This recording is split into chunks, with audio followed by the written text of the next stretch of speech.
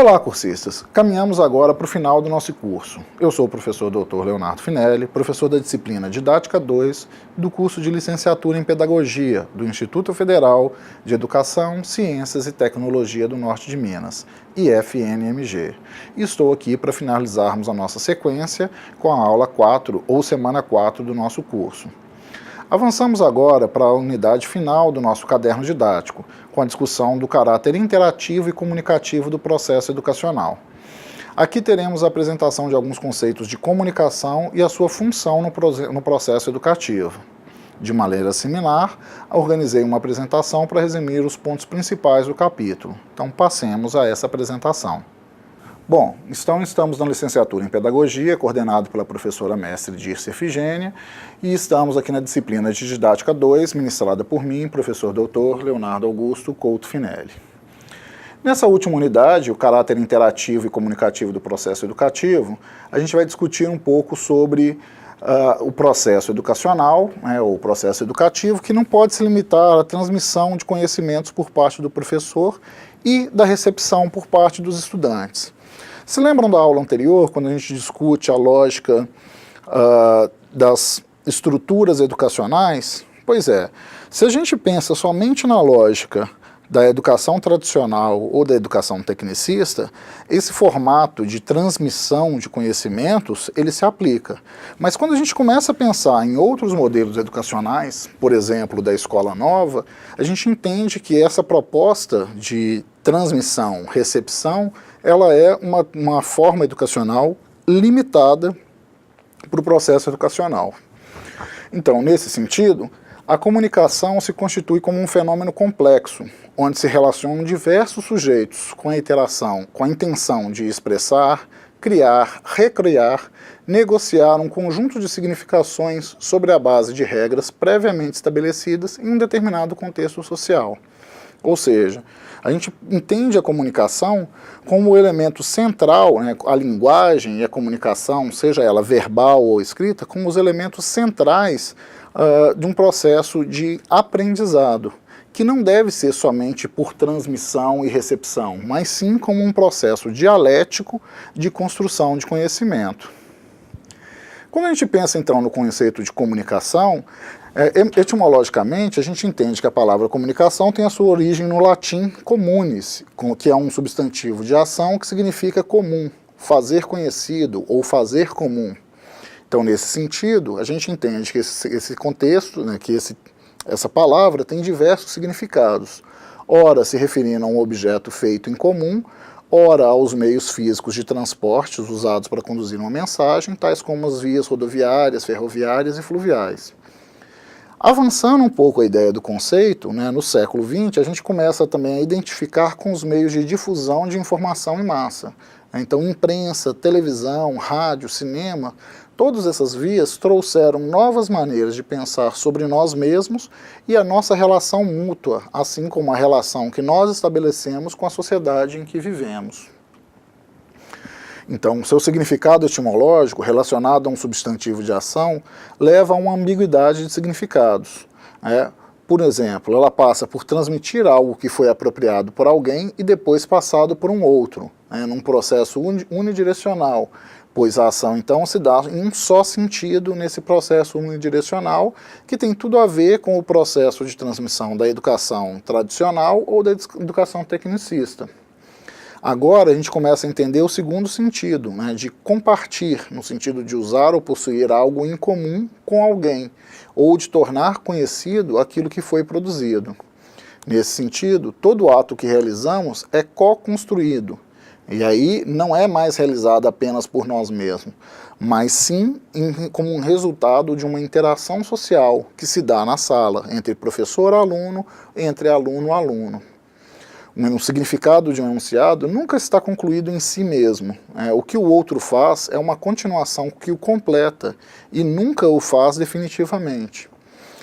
Entendam que quando a gente pensa na comunicação, ela não pode se limitar somente em eu entender que aquilo que eu transmito é completamente compreendido pelo sujeito. Pensem, por exemplo, nesse formato de videoaula. estou fazendo a apresentação em formato de slides do material, do caderno didático, que vocês têm a possibilidade de ler, reler e ressignificar, assim como estão agora acompanhando a videoaula.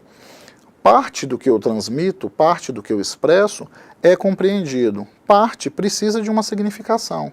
Então eu não posso ser ingênuo enquanto professor, enquanto docente, entendendo que tudo aquilo que eu expresso verbalmente ou que eu apresento visualmente, né, nessa apresentação vai ser completamente compreendido e que isso se dá de uma maneira isolada de um contexto social. Muito antes, pelo contrário, todas essas informações elas são co-construídas entre aquilo que eu apresento e o que vocês, alunos, estão acompanhando, compreendendo, significando, ressignificando. Por exemplo, a partir do momento que vocês avançam para as discussões no fórum, vocês começam a ressignificar, atribuindo novos entendimentos à noção de comunicação. Nesse sentido, né, a comunicação é um processo que é circular, ou seja, eu apresento uma ideia, vocês escutam, leem, né, e assimilam, internalizam essa informação, agregam a essa informação outros sentidos e outros significados que vocês já haviam construído previamente, constroem novos significados, participam de uma discussão em grupo, por exemplo, no fórum, e apresentam um novo significado, que eu ou os tutores vamos acompanhar e vamos continuar no processo de discussão, contribuindo para a elaboração de um significado mais amplo do que aquele que foi proposto inicialmente. Então, na atualidade, os meios eletrônicos submetem outra revolução comunicativa, pois modificam a vida em vários aspectos muito complexos. Pensem, há 10 anos atrás, a maior parte de vocês eram ainda crianças, adolescentes, e naquela época as formas de comunicação de massa eram muito diferentes do que são hoje. A maior parte de vocês provavelmente não tinha celular, então a ideia da comunicação síncrona promovida pelo celular era muito mais limitada, por exemplo, num telefone fixo. E mesmo aqueles que já tinham o celular, que já tinham, por exemplo, essa possibilidade de comunicação móvel e síncrona e com contato mais direto, ainda não dispunham, por exemplo, de diversas redes sociais e dos smartphones como nós os temos hoje. Então, há 10 anos atrás, vejam que eu estou falando cronologicamente de algo que parece que foi muito distante, mas que na realidade, em termos de processos educacionais, foi ontem, a gente não tinha, por exemplo, todas as vias de acesso para transmissão ou para comunicação entre os pares, seja, por exemplo, pensando na utilização dos e-mails para transmissão de material, né, para encaminhar informações, encaminhar material, seja nos grupos de WhatsApp para trocar mensagens, para trocar piadas, para trocar provocações, assim como para para criar um espaço de diálogo, ou como o fórum que a gente tem hoje, por exemplo, no nosso AVA, né, Ambiente Virtual de Aprendizagem. Então, a tecnologia da informação e comunicação, né, as TICs, criam um novo paradigma de comunicação que levam a questionar as práticas clássicas e a verificar novas adaptações às circunstâncias. Pensem no seu espaço de sala de aula atual. Vocês estão aí numa educação à distância, trabalhando com AVA, com fórum para interação, poucos encontros presenciais. Pensem agora que muito em breve vocês é que estarão ocupando esse lugar que eu estou, como professores em salas de aulas, com a pequena diferença de que ao invés de trabalharem nesse momento com a educação de ensino superior, vocês vão estar trabalhando primordialmente com ensino fundamental ou com as séries iniciais com a educação infantil ou com as séries iniciais do ensino fundamental. Então, trabalhando com essa lógica, há muito do processo, por exemplo, de alfabetização, do processo de conhecimento, de desenvolvimento dos alunos, que lidam com formas de comunicação do espaço de sala de aula que vão ser permeados pelas tecnologias de informação e comunicação, parte do que a gente está fazendo agora, mas, por outro lado, parte não dá para seguir essa mesma lógica. Então, por exemplo, será muito difícil a gente pensar em EAD para o ensino fundamental. Por quê?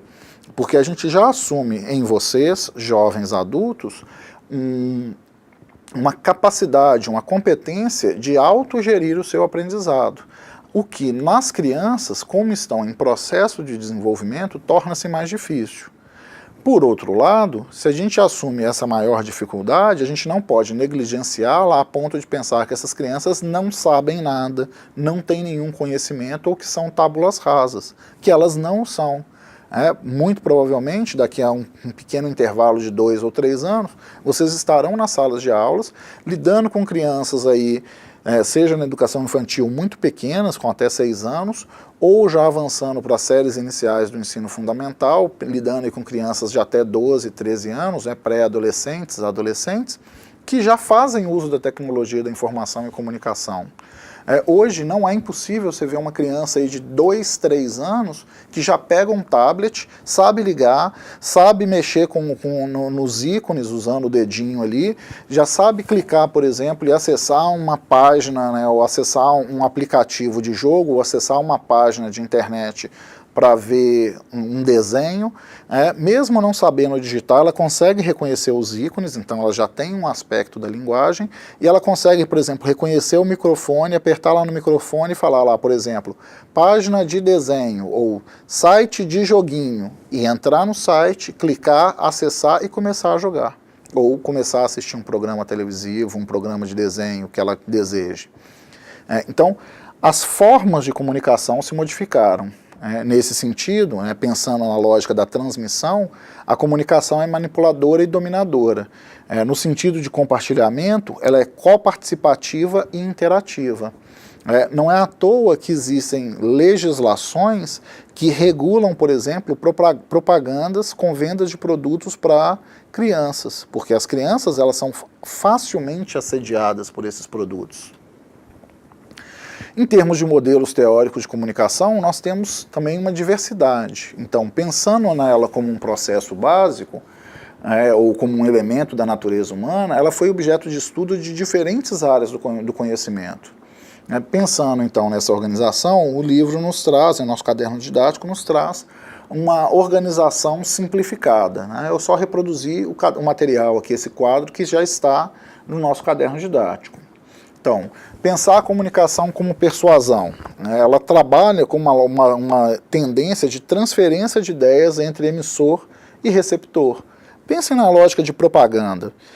Lembrem da antiga propaganda do chocolate batom, compre batom, ou do chocolate bis, quem come bis pede bis, ou qualquer propaganda mais atual que lida com esse tipo de jingle. É um processo positivo de persuasão, é um instrumento de manipulação do comportamento com fins comerciais de propaganda, por exemplo, política. O objetivo teórico é explicar as leis que prevêem o comportamento para manipular as pessoas. Já quando a gente pensa na comunicação como informação, a gente tem um processo de transmissão de bits através de um canal. Então, nesse sentido, nesse segundo sentido, a gente está falando aí de um outro grupo que pensa no objetivo de controlar o processo de transmissão.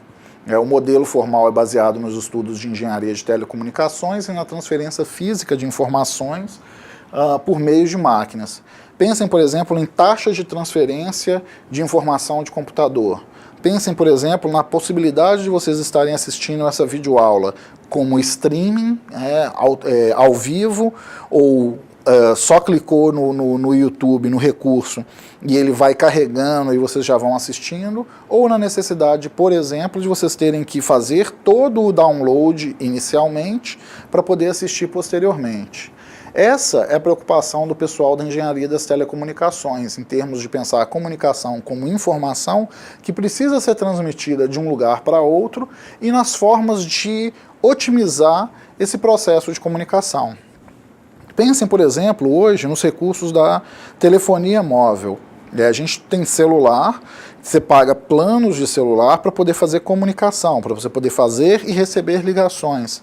Mas vejam que maravilha, a maior parte dos planos nos oferece uma quantidade de dados de transmissão de internet, de Wi-Fi, ou do seu plano, do seu pacote de dados móveis, e você consegue utilizar o WhatsApp. Você manda mensagens, você recebe mensagens, você envia vídeos, você envia áudios, você recebe vídeos e áudios, e você pode fazer, por exemplo, ligações. Então você trabalha com um sistema de VoIP, Voice over IP, onde você transmite a informação com um custo muito menor do que, por exemplo, se você estivesse fazendo uma ligação de telefonia celular. Você pode pensar na comunicação como linguagem. Então a gente está pensando agora num sistema formal e estruturado de significados. Então um processo dinâmico de relações manifestadas. O objetivo aqui é entender a linguagem para explicar estruturas universais e os seus sentidos sociais. É o porquê da comunicação.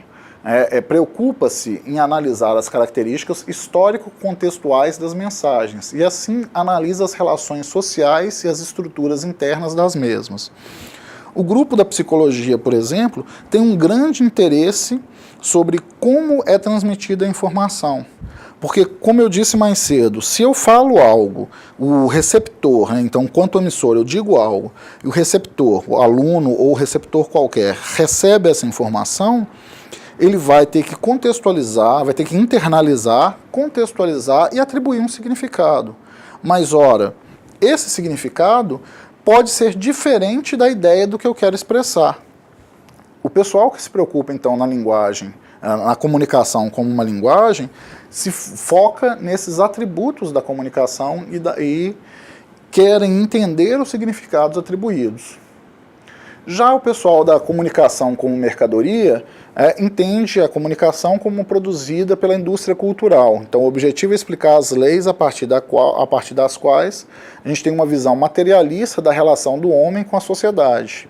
Então ela analisa a comunicação como um contexto crítico ao capitalismo. Aqui eu recomendo um filme chamado Cidadão Kane.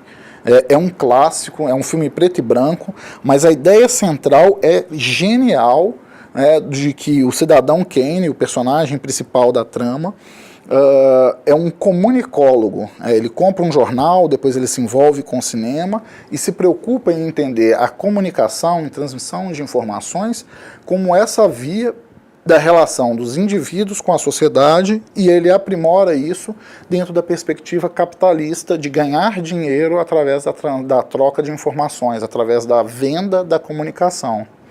Então as mensagens para esse grupo são meios de informação de massa, que são consideradas mercadorias culturais, com todas as implicações teóricas que esse conceito tem dentro de uma análise crítica do capitalismo.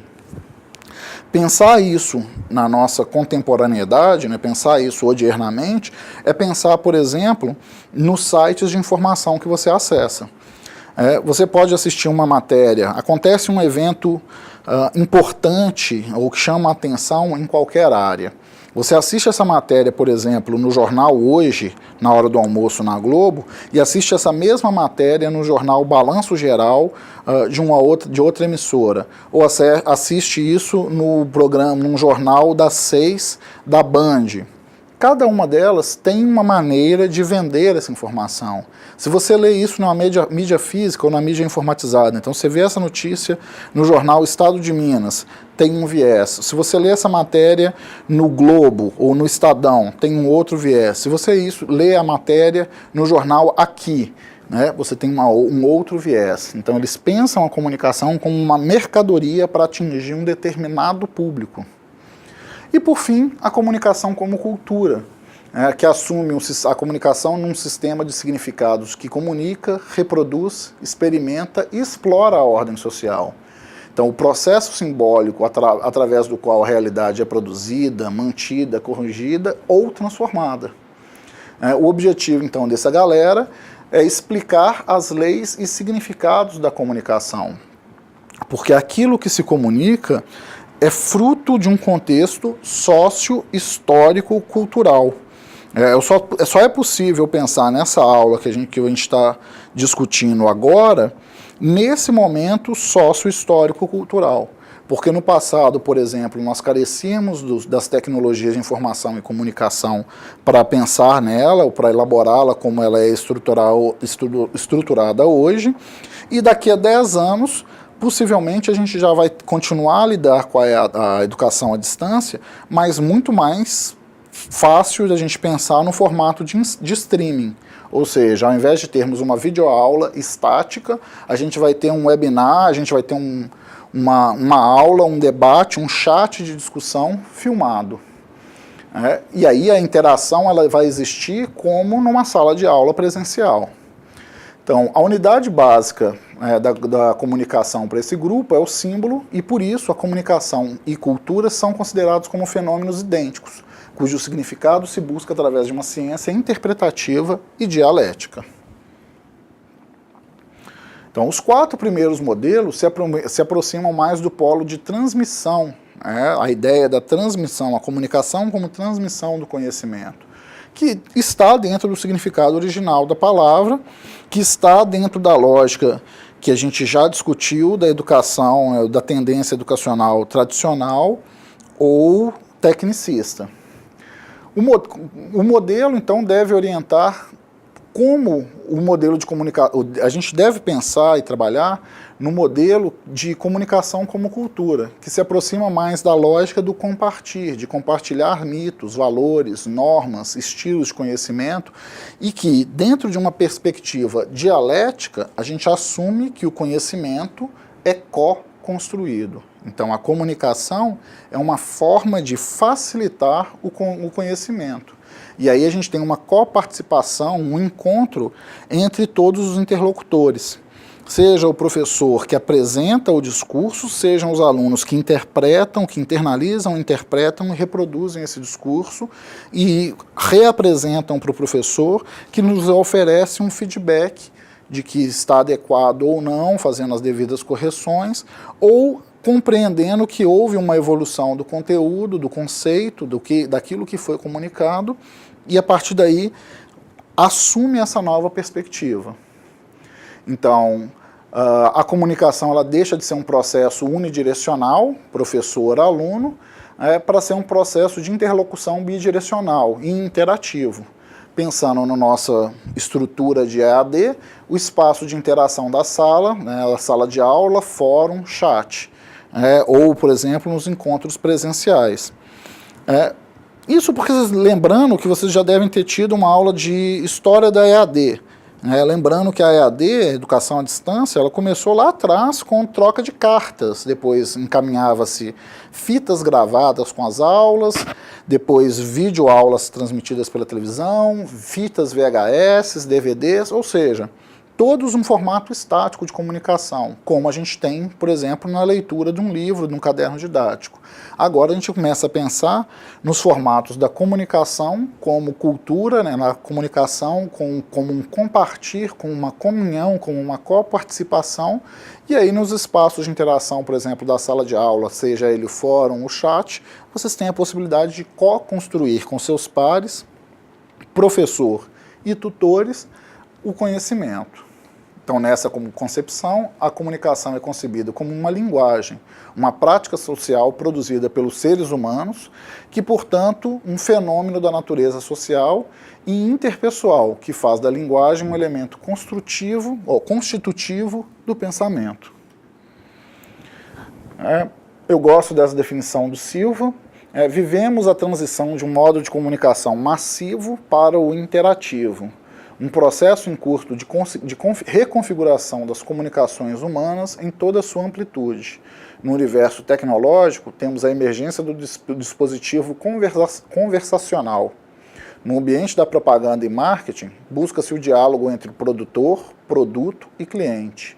E na esfera social, o novo espectador é menos passivo diante da mensagem fechada à sua interpretação e procura fugir do modelo de recepção clássica. Um exemplo para ilustrar isso.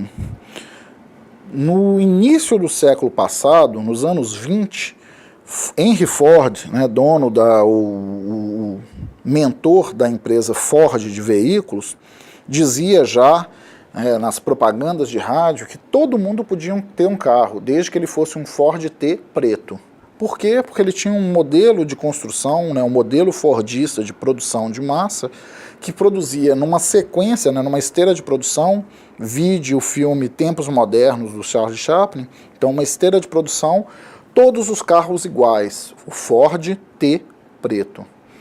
Hoje, se vocês entrarem em qualquer site de empresas que produzem veículos, a primeira coisa que você vai ter é um anúncio de um veículo que está em promoção. E na sequência desse anúncio, lá logo abaixo do preço, tem a opção customize o seu veículo, que foge completamente à lógica massiva ou maciça de produção proposta por Ford. Por quê? Porque hoje a lógica da comunicação transmite uma ideia de individualidade para o sujeito. Então, dentro dessa lógica, produtor, produto e cliente precisam de conversar. Eu quero ter um carro, mas mais do que ter um Ford T preto igual todo mundo tem, eu quero ter um carro, eu quero ter um veículo que tenha a minha cara. E então eu vou customizar esse veículo. E aí eu tenho ainda, inclusive, a possibilidade de ver a relação custo-benefício de cada um dos opcionais que eu acrescento ou retiro do modelo que está sendo proposto para minha compra. Então, o dispositivo interativo, a disposição interativa permite ao sujeito ser emissor e receptor das mensagens, construindo um trabalho de cocriação da própria mensagem e da comunicação. Isso vale também para vocês no espaço de sala de aula. Vocês ensinam um conteúdo para os seus alunos que aprendem, retransmitem e que vocês reforçam ou punem aquele processo educacional, aquele processo de compreensão do aluno, de modo a remodelá-lo caso haja um erro ou reforçá-lo para que ele o reproduza caso esteja adequado. Então permite a participação entendida como troca de ações ou controle sobre os acontecimentos e modificação dos conteúdos. O sujeito pode ouvir, ver, ler, gravar, ir adiante, selecionar, tratar, enviar qualquer tipo de mensagem para qualquer lugar. Ou seja, ele pode intervir na mensagem. Pensem se nessa aula, se ela estivesse acontecendo como uma aula presencial, síncrona, a gente estivesse conjuntamente no mesmo espaço físico de uma sala de aula ou num polo. Eu falo e você vai acompanhando a aula, mas o seu foco de atenção dispersa. O telefone toca, seu colega te chama, dá sono, você perde a atenção. Aquela informação que foi perdida, ela passou. Você pode levantar a mão e falar, professor, não entendi, estou com dúvida. Qual parte que você não entendeu? A última que você explicou. Eu retomo e reexplico o conteúdo. Nesse formato de videoaula, não há essa necessidade, porque você deve ir acompanhando. Caso você não consiga acompanhar, esteja falando rápido, perdeu, tocou o telefone, houve uma interrupção qualquer, você pode voltar e rever o conteúdo. Você pode modificá-lo, você pode voltar, você pode acelerar para o final da aula, pode voltar para um tópico específico, pode fazer uma seleção e usar um programinha de edição e selecionar um recorte do vídeo. Pode transformar o áudio desse vídeo em texto para fazer a leitura. Pode utilizar esse material como referência, por exemplo, para você elaborar o seu TCC, pensando nas formas de comunicação como um mecanismo de transmissão de conhecimento para o processo educacional. Ou seja, você pode intervir na mensagem. Pensando então na educação como um processo educativo, o processo educativo não pode se limitar à mera transmissão dos conhecimentos por parte do professor, e nesse sentido a nossa participação ela deixa de ser simplificada. O aluno ele não é só receptor, o professor não é só emissor. A gente passa agora a ser remissor-receptor de uma relação com um outro indivíduo, o aluno, que também é emissor e receptor. No processo de criação, recriação e negociação entram em jogo práticas comunicativas de diversas formas. Verbais, como eu tenho falado agora, não verbais, como vocês vão lendo aí a apresentação, audiovisuais, poderia estar usando, por exemplo, um vídeo para exemplificar, sinestésicas, a gente poderia estar realizando uma atividade prática, que se relacionam então para construir universos de significação e que determinam, através do ato pedagógico, o nível de afetividade do processo docente previsto ou improvisado pelo professor como mediador, que tem então em suas mãos a direção do processo de comunicação. Por que previsto ou improvisado? Porque essa aula, por exemplo, eu fiz todo um planejamento, organizei a apresentação, venho para o estúdio, faço a gravação. Mas vocês vão assisti-la, vão voltar, vão acelerar, vão focar em determinadas partes, etc.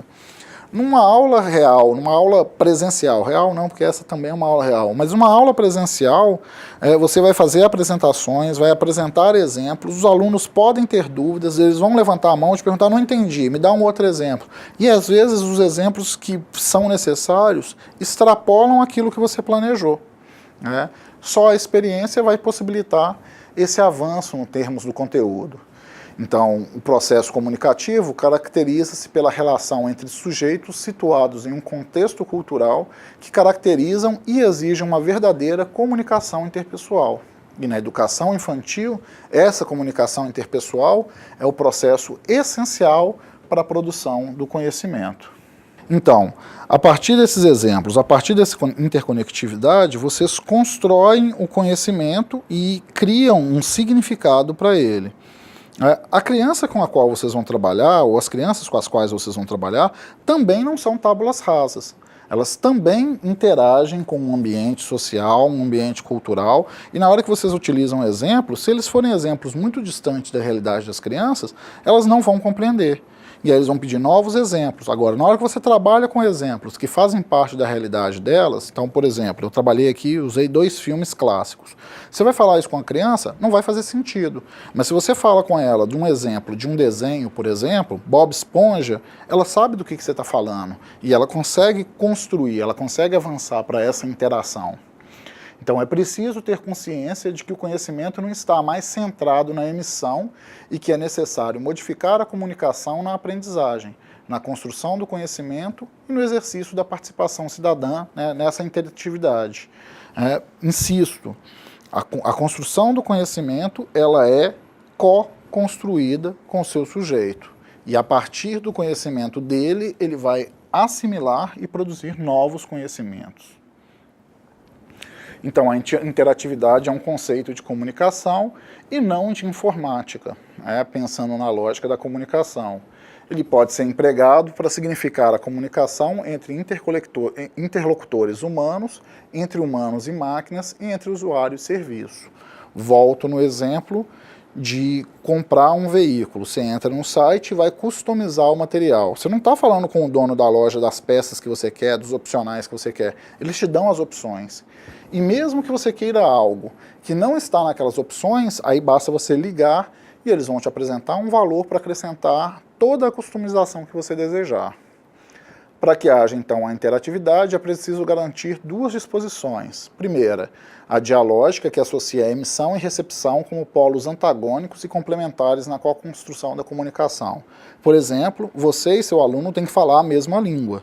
Se você fala português e você está lidando ali com a educação de população indígena, por exemplo, e você fala ali com um grupo de alunos de uma comunidade indígena, por exemplo, os Machacali, e eles não entendem a sua comunicação verbal, não se torna possível a comunicação, né? Então você não tem uma relação de emissão dialógica. Segundo, a intervenção com o usuário ou receptor no conteúdo da mensagem ou do programa, que são abertos a manipulações e modificações. Ou seja, a partir do momento em que você fala a mesma língua do seu receptor, a comunicação começa a se dar pela interação, onde há uma troca de informações com a manipulação e com a modificação dessa informação. Eu dou um exemplo, mesmo você não tendo visto os filmes que eu citei, você pode buscá-los e eles vão passar a atribuir um significado mais amplo do que o significado que vocês já construíram a partir dos exemplos citados. O mesmo vale para os seus alunos. Então, essas 2 disposições refletem uma mudança fundamental no esquema clássico de comunicação, uma ligação unilateral entre emissor, mensagem e receptor. Apresenta, então, uma mudança no paradigma, na teoria e na pragmática comunicacional. O emissor deixa de emitir uma mensagem fechada que passa a oferecer um leque de possibilidades. É diferente de ler um livro, você não interage com o livro, você não modifica o livro, você não muda o texto do livro. Você pode interpretar o livro, mas ele está lá com as mesmas palavras. O receptor dá novos significados à mensagem, tornando-se coautor da mensagem. Então, você interpreta, significa e devolve para o emissor. E a partir do momento que você faz isso, você se torna emissor e o seu cliente, o seu aluno, se torna na hora que o seu aluno se torna, que era receptor, se ressignifica o texto, ele te dá uma devolutiva, ele te dá um feedback. E aí você, como professor, se torna receptor da mensagem que o aluno emitiu. Ou seja, há um processo de recomposição, de ressignificação. Então, a mensagem pode ser recomposta, reorganizada e modificada em permanência sobre o impacto das intervenções de uma situação de interatividade. Então, o processo, como eu disse, é dialógico. Vai e volta, vai e volta, vai e volta, onde há a construção do conhecimento. Para se pensar nessa interatividade, primeiro, a gente tem que pensar na participação e intervenção, ou seja, participar não é apenas responder sim ou não, ou escolher uma opção dada. Significa interferir na mensagem de modo sensório, corporal e semântico.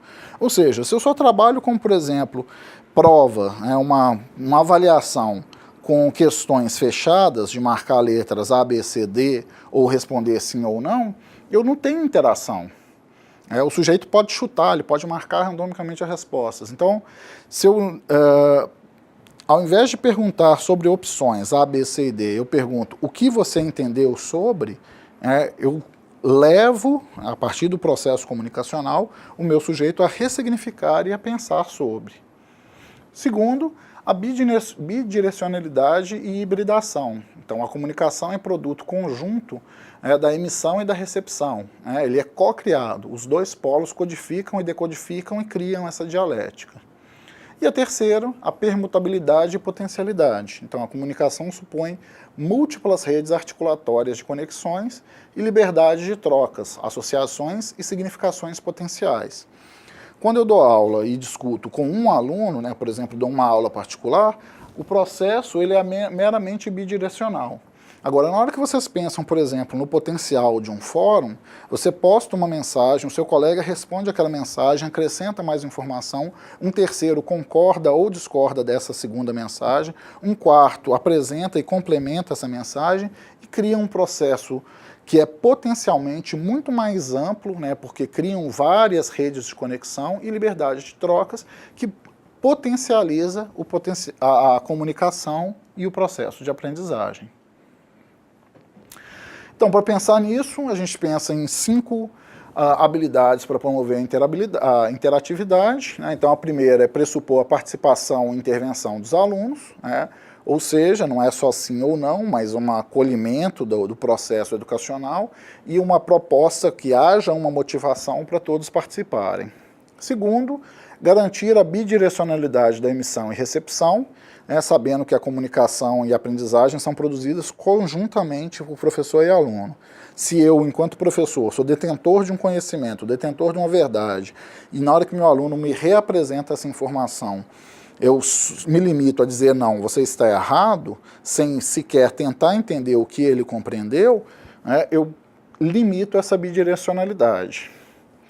Terceiro, disponibilizar múltiplas redes articulatórias, ou seja, a gente não tem uma mensagem fechada, a informação não é dada, ela é co-construída, ou seja, eu tenho que oferecer informações em redes de conexão, permitindo que o receptor liberdade para produzir associações e significações e ir conjuntamente com ele construindo isso.